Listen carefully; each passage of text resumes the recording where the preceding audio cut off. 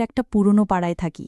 এখন আমার বয়স ২২ বছর, কিন্তু এই গল্পটা তখনকার, যখন আমি মাত্র ১২ বছরের ছিলাম। আমাদের বাড়ির পিছনে আঙ্কেল আর তার স্ত্রী রাগিনী আন্টি থাকতেন। আঙ্কেল বয়সে অনেক বড় ছিলেন, কিন্তু আন্টি যেন কোনো সিনেমার নায়িকা। লম্বা ঘন চুল, বড় বড় কালো চোখ, গোলাপি ঠোঁট আর একদম ফর্সা। ছোটবেলা থেকে আমি তাকে দেখে আসছি, কিন্তু কখনো কথা বলার সাহস হয়নি। একদিন আন্টি খাটিয়ায় শুয়েছিলেন, তার ওড়না একটু নেমে গিয়েছিল আর চোখ বন্ধ ছিল। আমি শুধু তাকিয়েছিলাম। হঠাৎ তিনি চোখ খুললেন, সোজা আমার দিকে তাকালেন আর বললেন, সঞ্জু, কি দেখছ? আমি তো একদম ঘাবড়ে গেলাম। তাড়াতাড়ি বললাম, কিছু না আন্টি। তারপর অন্যদিকে তাকানোর ভান করলাম, কিন্তু মন তো আর ঠিক থাকছে না। আন্টি হালকা হেসে বললেন, আচ্ছা। আমি মাথা নাড়লাম আর চুপচাপ ফিরে এলাম। কিছুক্ষণ পর আন্টি আমাদের বাড়িতে এলেন।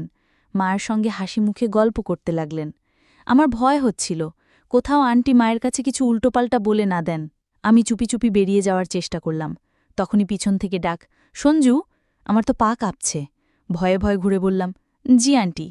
আন্টি আবার হালকা হেসে বললেন, বাজারে যাচ্ছ? আমার জন্য কিছু জিনিস নিয়ে এসো। মাও মাঝখান থেকে বলে উঠলেন, হ্যাঁ বাবা, নিয়ে এসো। আমার আর কোনো উপায় ছিল না। মাথা নাড়লাম। আন্টি একটা কাগজে লেখা লিস্ট আর টাকা দিলেন। যাওয়ার সময় বললেন, জিনিস নিয়ে আমার বাড়িতেই চলে এসো। কথাটা আমার কেমন যেন লাগল, তবু কিছু না বলে চলে গেলাম। বাজার থেকে জিনিস কিনে ফিরলাম। মা বললেন, আন্টি তার বাড়ি চলে গেছে। ভাবলাম ঠিক আছে, দিয়েই আসি। তার বাড়ির দরজা হালকা খোলা ছিল। ভিতরে উকি দিয়ে ডাকলাম। আন্টির গলা ভেসে এলো, আয় ভিতরে আয় সঞ্জু। আমি গেলাম। তিনি আমার দিকে তাকিয়ে মুচকি হাসলেন। বললেন, বাহ, তুমি তো তাড়াতাড়ি চলে এলে। আমি জিনিস দিয়ে চলে যাচ্ছিলাম, তখনই তিনি ডাকলেন, সঞ্জু, একটা কথা জিজ্ঞেস করি? আমি বললাম, হ্যাঁ জিজ্ঞেস করুন।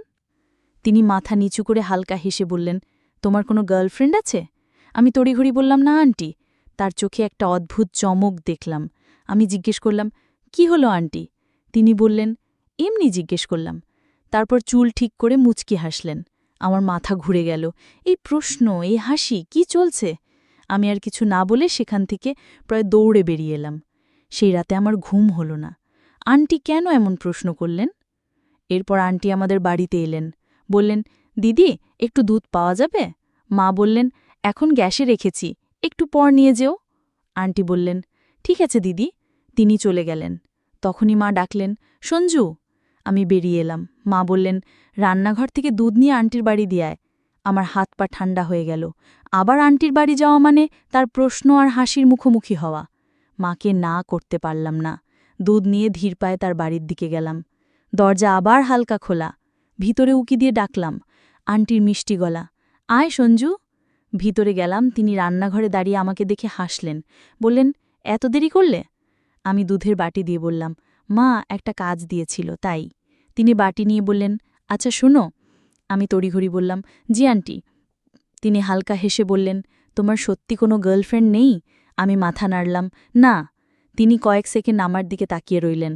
তারপর ধীরে ধীরে বললেন, আচ্ছা, কাউকে পছন্দ করো? আমার মনে হলো প্রশ্নের বৃষ্টি হচ্ছে। মাথা নিচু করে বললাম, না, এমন কিছু নেই। তিনি একটা হালকা নিঃশ্বাস ফেলে আমার দিকে ঝুঁকে বললেন, তাহলে একটা গোপন কথা বলো।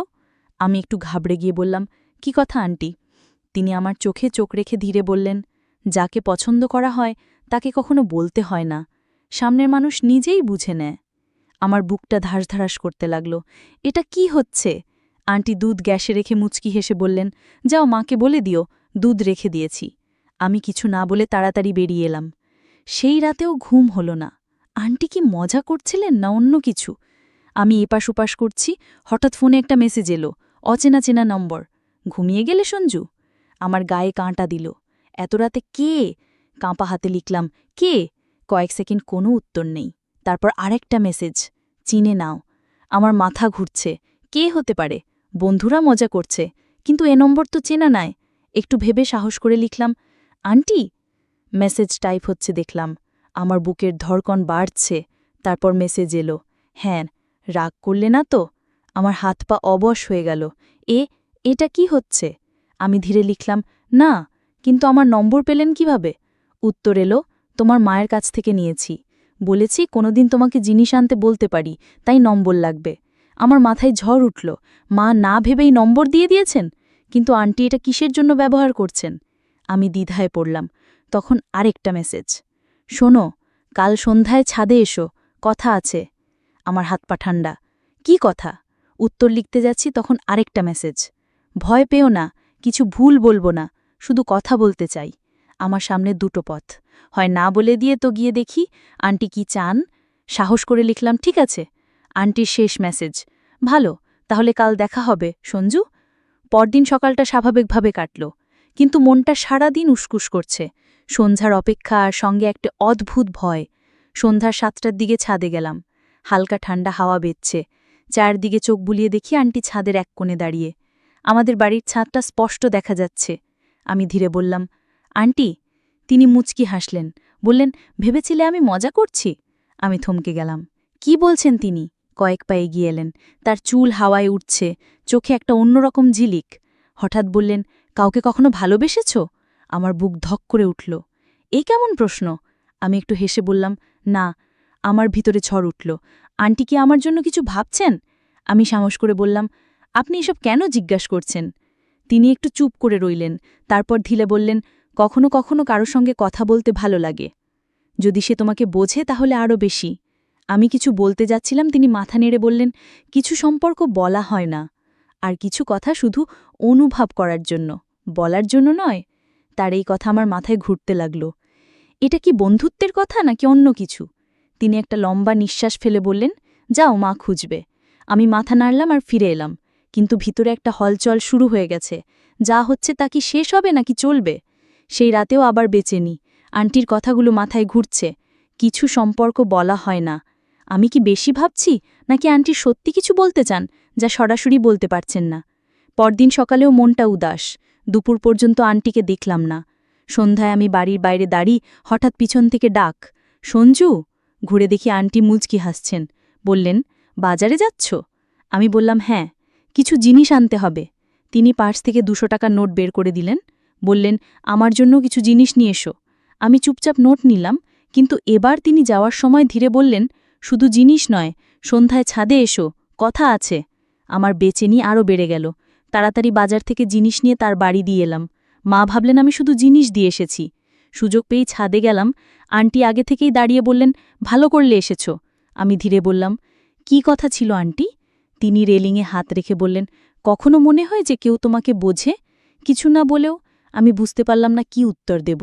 তিনি বলে চললেন, তার সঙ্গে কথা বলতে ভালো লাগে। আমার বুকের ধড়কন বেড়ে গেল। এটা কি বলছেন? আমি কিছু বলার আগেই তিনি বললেন, ভয় পেও না, আমি তোমাকে ভুল পথে নিয়ে যাচ্ছি না। আমি মাথা নাড়লাম। তিনি বললেন, কখনো কখনো বয়স দিয়ে সঠিক ভুল ঠিক হয় না, মন ঠিক করে। আমার মাথা ঘুরছে। আন্টি কি চান? আমি ধীরে বললাম, আন্টি, আপনি। তিনি আমার কথা কেটে বললেন, যদি এসব তোমার অদ্ভুত লাগে আমি আর বলবো না, কিন্তু যদি তুমিও এই কথাগুলো পছন্দ করো তাহলে আমাদের এই ছোট্ট গোপন বন্ধুত্ব হতে পারে। আমি ভাবলাম, যখন ঘাস নিজে যে ঘোড়ার কাছে আসছে তখন ছাড়া উচিত নয়। সেই রাতে আমি নিজে থেকে আন্টিকে মেসেজ করলাম, আন্টি, আমিও আপনাকে পছন্দ করি, সঙ্গে একটা হার্ট ইমোজি। আন্টি ওপাশ থেকে হার্ট ইমোজি পাঠালেন। আমি লিখলাম, আন্টি, এবার ইমোজির হার্ট নে, আসল হার্ট চাই। তিনি বললেন, কাল দুপুর 1টায় বাড়িতে চলে এসো। পরদিন আন্টির বাড়ি গেলাম।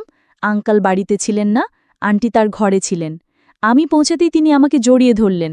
আমরা দুজনে অনেক গল্প করলাম, হাসলাম আর ক্লান্ত হয়ে ঘুমিয়ে পড়লাম। বিকেল 5টায় আমি বাড়ি ফিরলাম। তো বন্ধুরা, এটা ছিল আমাদের আজকের ছোট্ট গল্প। গল্পটা কেমন লাগলো কমেন্ট করে জানিও। যদি পছন্দ হয় লাইক করো, বন্ধুদের সঙ্গে শেয়ার করো। এরকম আরও মজার গল্পের জন্য আমাদের চ্যানেল সাবস্ক্রাইব করো আর বেল আইকনটা টিপতে ভুলো না, যাতে কোনো গল্প মিস না হয়। ধন্যবাদ।